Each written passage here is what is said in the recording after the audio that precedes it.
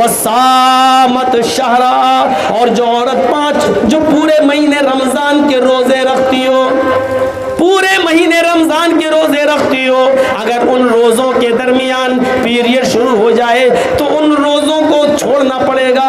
रोजों की कज़ा बाद में करना पड़ेगी, लेकिन पीरियड की वजह से, महीने की वजह से जो नमाजें उनकी जितनी दिन की छूटी हैं, उन नमाजों को उनको पूरा नहीं करना पड़ेगा।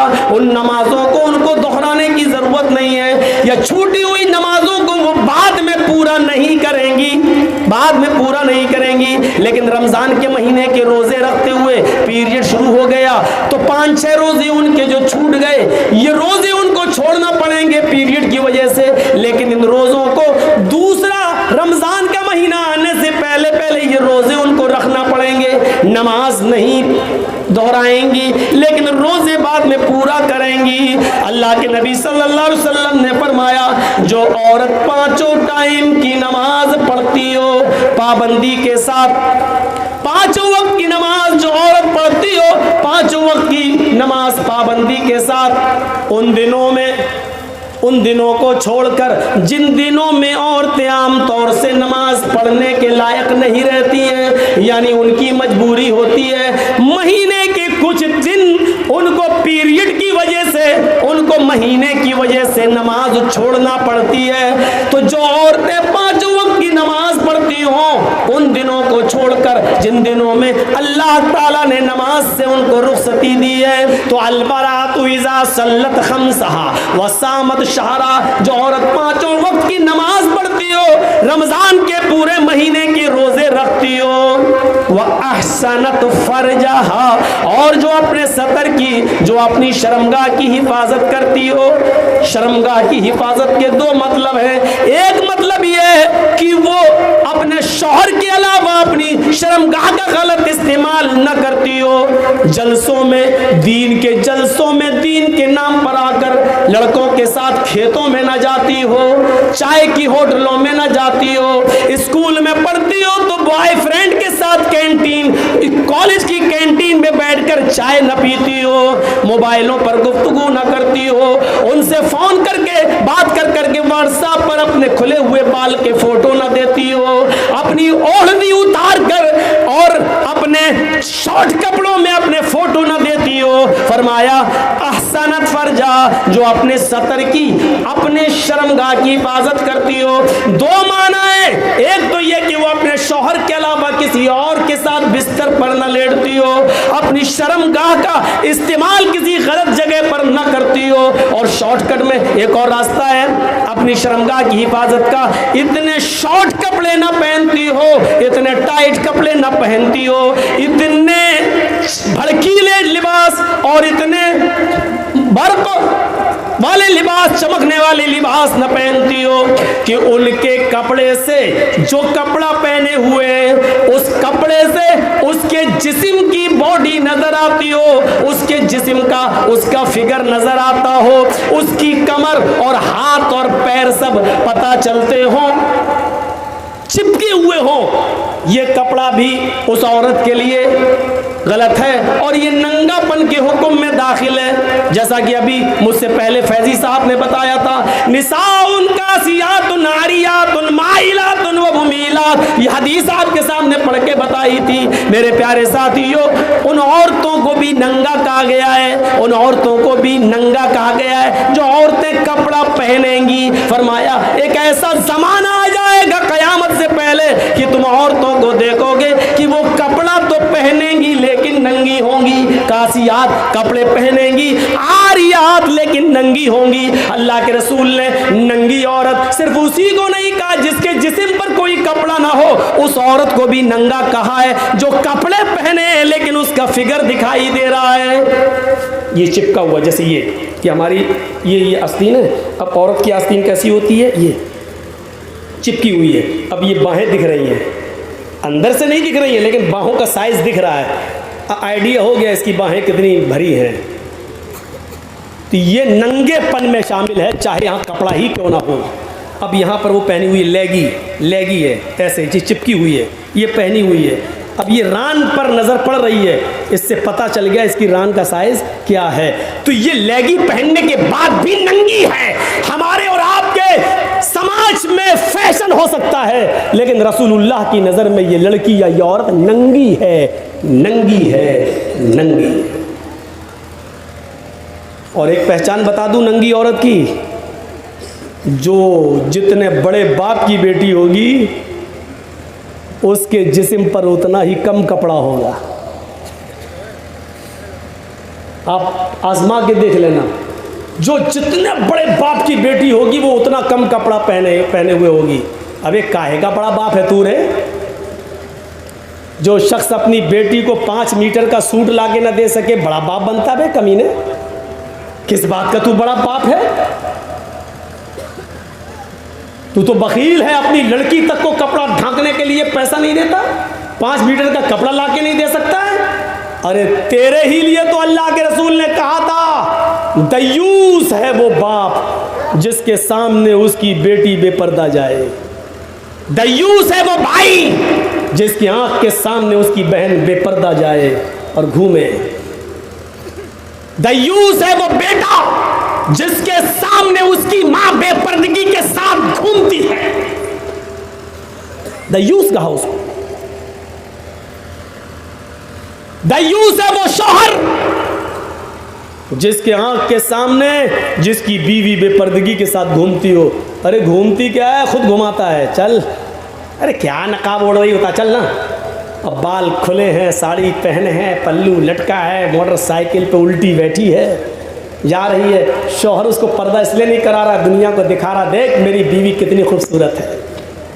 कितना बड़ा बेहुदा है ये, जो हुस्न तेरे लिए था उसकी नुमाइश तो दूसरे को करा रहा है। हमारे फैजी साहब बिगड़ रहे थे बेचारे, कह रहे थे कि वो औरतें जो दूसरों के लिए बनती और संवरती हैं, अरे ये खुद दूसरों के लिए बना सवार के लेके जा रहा है, खुद देखना गवारा नहीं कर रहा, मेकअप करके खुद मोटरसाइकिल पे लेके जा रहा है और लोग देख रहे हैं माशाल्लाह उसकी बीवी बड़ी अच्छी है, और खुद सुन के खुश हो रहा है, मेरी बीवी की तारीफ हो रही है। अबे तू दयूस है। दयूस का माना जानते हो क्या है? मैं बताऊंगा, अल्लाह की कसम आज बताऊंगा, तुम्हें बुरा लगे तो लगता रहे। दयूस का माना हुआ भड़ुआ। दयूस तो अरबी लफ्ज है ना। अब योगी जी हमसे पूछा कि मौलाना साहब ये दयूस किसको कहा गया, तो हमें क्या बताना पड़ेगा? मोदी जी हमसे पूछा कि दयूस का माना क्या, भाई दयूस तो अरबी लफ्ज, दयूस किसको कहते, तो उनको समझाना पड़ेगा ना दयूस के माना भड़ुआ। अब भड़ुआ, अब बताना पड़ेगा ना भड़ुआ किसको कहते हैं। भड़ुआ उसको कहते हैं कि जिसने अपनी माँ बहन बेटी को धंधा कराने के लिए किसी कोठे में बिठा दिया है और उनसे धंधा कराता और उनकी कमाई खाता है, इसको कहते हैं भड़ुआ। अपनी माँ बहन बेटी की कमाई खाने वाला, हराम कमाई खाने वाला। इतना गंदा इंसान हुआ ये आदमी। समाज में ये बुराई चल रही है। जब तुम अपनी बीवियों को लेके जाओगे मेकअप करा करा के, तो जाहिर है कि हमारी औरतें भी फिर हमारे लिए मेकअप क्यों करेंगी? घर में तो रहेंगी भंगन बनकर और बाजारों में जाएंगी हेमा मालिनी की अम्मा बनकर। देख रहे, लिपस्टिक लगी है, पाउडर चिपड़ा है। कसम खुदा की अगर इसको नहला दिया जाए या बारिश हो जाए तो इसका चेहरा इतना भयानक निकलेगा अंदर से कि इसकी औलाद भी इसको नहीं पहचान पाएगी। मेरी अम्मा क्या है, मेरी अम्मा क्या है। ये आजकल जो सिर्फ अपनी ब्यूटी पार्लर की वजह से चल रही है, अपने मेकअप की वजह से ये है, वरना इनकी शक्लें कसम खुदा की मर्दों से भी ज़्यादा बुरी हैं। अगर इनके ऊपर पानी डाल दिया जाए और इनको धो दिया जाए तो इनकी शक्लें ऐसी निकलेंगी, कौड़ी कौड़ी टेढ़ी, आप भागेंगे इनको देखकर, इनको देखकर। अब बेचारी बुरा मान रही होगी, इतना बुरा कह रहे हैं मौलाना, कह रहे हैं, कहेंगे जलसा यहाँ हो रहा, तुम जलेबी खरीदोगी, गुस्सा नहीं आएगा? जलसा यहाँ हो रहा है, तुम बाहर जाके मोबाइलों पे बात कर रही, गुस्सा नहीं आएगा तुमको? हम तो बहुत कुछ कहेंगे। तो भड़ुआ कहा अल्लाह के नबी ने ऐसी और मर्दों को, वह अहसनत फरजा, जो अपनी शर्मगाहों की और अपनी सतर की हिफाजत करे, सतर की हिफाजत।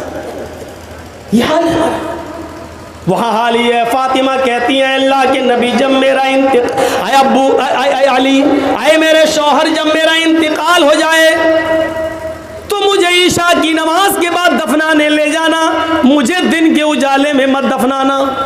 हजरत अली ने कहा, आए मेरी बीवी फातिमा, मैं तुम्हारी ख्वाहिश पूरी करूंगा, लेकिन वजह तो बताओ, रीजन तो बताओ कि तुम्हें मैं रात में दफन करूं, दिन में नहीं, क्यों? तो फातिमा का जवाब सुनो, कहती है अली, मैं मोहम्मदुर रसूलुल्लाह की बेटी हूं, मैंने जिंदगी भर पर्दा किया है, मैं इंतकाल के बाद चाहती हूं कि जब मेरे जिस्म पर कफन पहना दिया जाए, जब मेरे जिस्म पर कफन उड़ा दिया जाए, मुझे कफन से ढांक दिया जाए, और जब मेरे जनाजे को लेके निकला जाए, तो अली ये मेरी तमन्ना है, ये मेरी ख्वाहिश है कि रात के अंधेरे में लेके जाया जाए, ताकि मेरे कफन पर भी, जिस्म पर नहीं, मुर्दा बॉडी पर नहीं, मेरे मुर्दा जिस्म पर पड़े हुए कफन पर भी किसी गैर मर्द की नजर न पड़े, मेरे मुर्दा जिस्म पर पड़े हुए कफन पर भी किसी गैर मर्द की नजर न पड़े।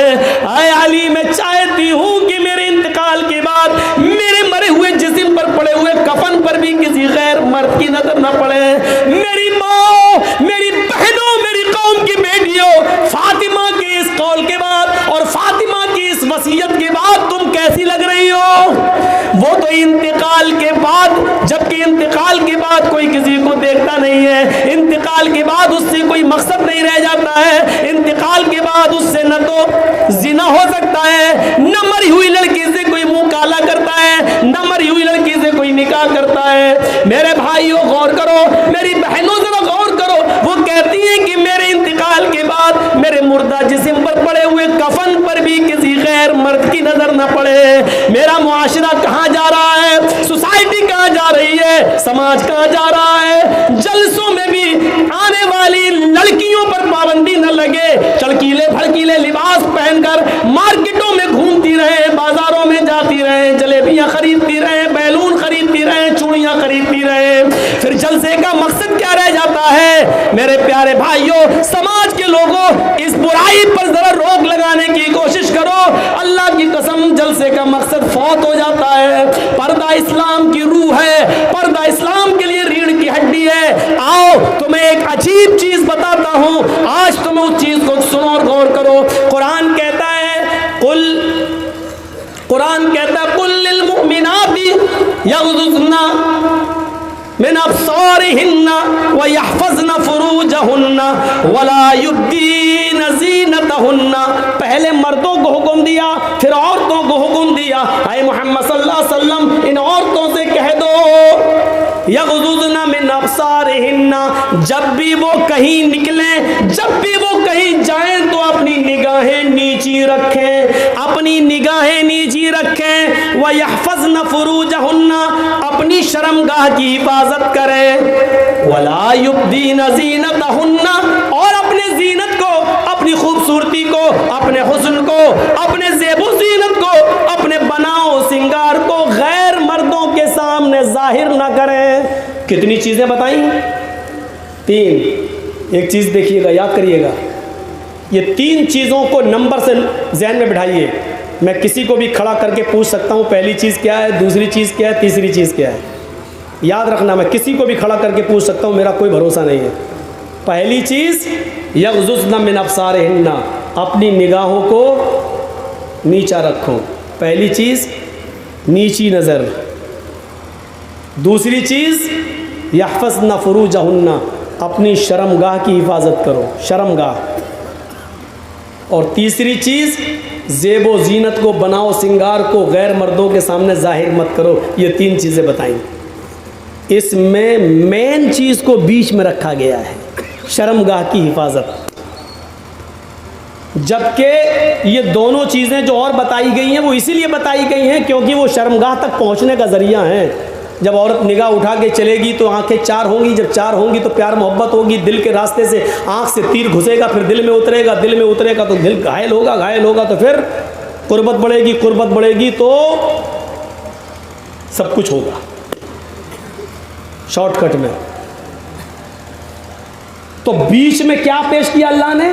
वह यहफ़ज़ना फ़ुरूजहुन्ना, शर्मगाह की हिफाजत। और उससे पहले क्या बयान किया? नज़रें नीची रखो।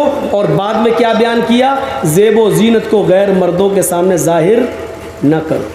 ये 3 चीज़ें बताई हैं और बीच में शर्मगाह। बिल्कुल ऐसा लग रहा है जैसे मौलाना जर्जीस पाकिस्तान में जब गए थे एक जलसे में, तो मेरे पीछे बॉडीगार्ड लगा दिए गए थे, वहाँ लोगों ने लगाए थे हुकूमत की तरफ से।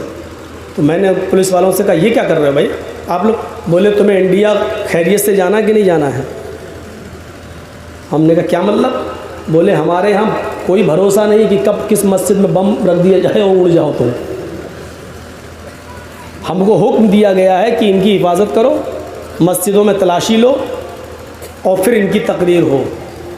तो मेरे दाएं और बाएं 2 पुलिस वाले खड़े हो जाते थे जब जलसा होता था वहाँ, एक इधर एक उधर, ब्लैक कमांडो टाइप के, एक इधर एक उधर, और बीच में हम बोल रहे हैं।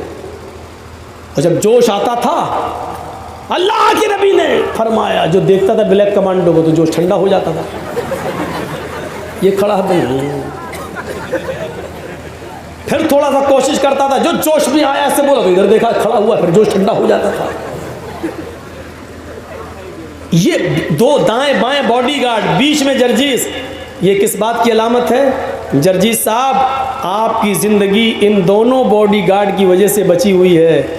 दायां वाला बॉडीगार्ड हटा, बायां वाला बॉडीगार्ड हटा, तो बीच वाले आदमी की कभी भी ज़िंदगी गई काम से। दाएं दाएं दाएं उड़ा दिए। तो बीच वाला आदमी कब बचा है? जब दाएं और बाएं वाले उसकी हिफाजत कर रहे हैं। अब गौर करो इन 3 चीज़ों पर। इन 3 चीज़ों में बीच वाली चीज़ मेन है शर्मगाह की हिफाजत, और दाएं बाएं जो 2 चीज़ें हैं वो इसकी बॉडीगार्ड है, इस औरत की बॉडीगार्ड है। नजरों को जब तक नीचा करके चलेगी, जब तक वो अपनी आंखें उठाकर किसी गैर मर्द को नहीं देखेगी, जब तक वो अपनी नजरें नीची करके चलेगी, उसकी शर्मगाह की हिफाजत रहेगी। क्योंकि ये नजरों को नीचा करके चलना, ये इसकी शर्मगाह की हिफाजत करेगी। ये बॉडीगार्ड है, नजरें नीची करना। वला युब्दीना ज़ीनतहुन्ना, और ज़ेबो ज़ीनत को गैर मर्दों के सामने जाहिर मत करो। और जब बनाओ सिंगार को, लिपस्टिक क्रीम पाउडर को जब चुपड़ के निकलोगी बाज़ारों में, फिरोगी घूमोगी, तो ये लड़के क्या तुम्हें अपनी बहन बनाएंगे? 250 ग्राम चुपड़ोगी जब क्रीम, और एक और वो आता पाउडर, पता नहीं कौन सा, जानते हो ये पाउडर का नाम क्या? Water proof powder. औरतों ने सोचा कि जब बारिश होती है तो हमारा चेहरा धुल जाता, तो आनी काली तेली निकलते, तो अब उन्होंने वाटर प्रूफ पाउडर बनवा लिया। अब चाहे कितना पानी आए वो पाउडर लगा रहेगा। अब वो पाउडर तब भी नहीं छूटेगा जब उसका आदमी उसको चूमेगा चाटेगा, तब भी उसके मुंह में चला जाएगा, लेकिन छूटेगा नहीं उसका शौहर। अजीब किस्म का पाउडर आता है, अजीब सब। देखिए उसकी शक्ल तक नहीं देखी जाती, लेकिन बड़े शौक से लगाते हैं। और जो लगा के निकलती है तो कसम खुदा की ऐसा लगता है जैसे अमेरिकन बंदरिया जा रही हो। तुम हंसते हो, खूबसूरत पर कटे बाल कटे हैं पर चल रही हो, लग रहा है जैसे आप कह रहे हो कि जन्नत की हूर जा रही है। हमारी नज़र में तो ये अमेरिकन बंदरिया लगती है। अच्छी खासी खूबसूरती अल्लाह ने दी थी और इसने अपने आप को अमेरिकन बंदरिया बना लिया।